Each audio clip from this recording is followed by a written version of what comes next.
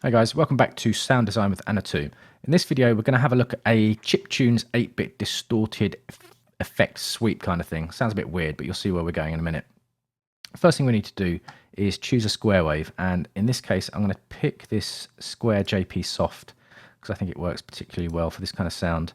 Let's increase the octave by 1. Just reduce the volume a little bit.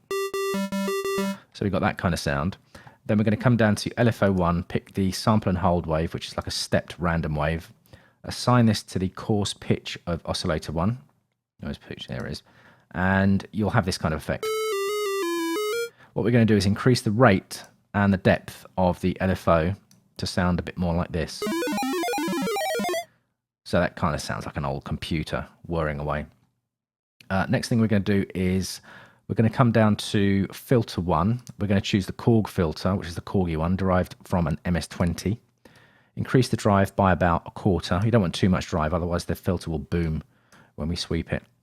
Increase the resonance to about 2/3. And we're going to get this kind of sound. And I'm going to use a G envelope to modulate the... oh, didn't mean to do that. Doesn't actually matter though. I'm going to use the G envelope to modulate the filter sweep. So we'll assign this to filter 1, frequency.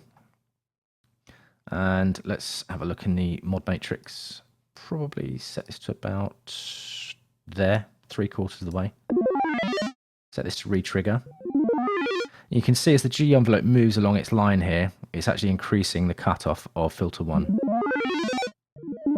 And then come down to the amp envelope, choose analog, actually doesn't really matter for this sound, and just give it some attack and release to make it more effects sweepy kind of thing. And we're also going to use the G envelope on the pulse width of oscillator 1, so let's assign it there.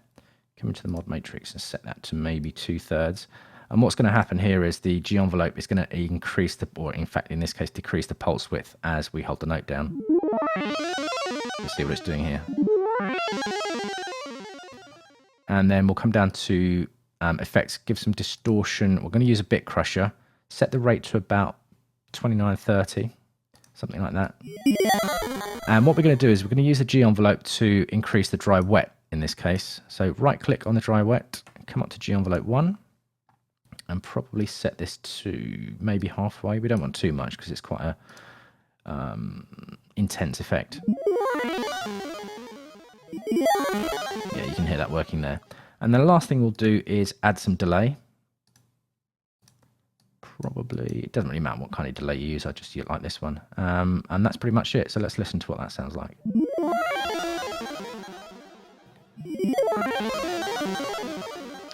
Okay, hope you found that useful. I'll see you in the next one. Cheers.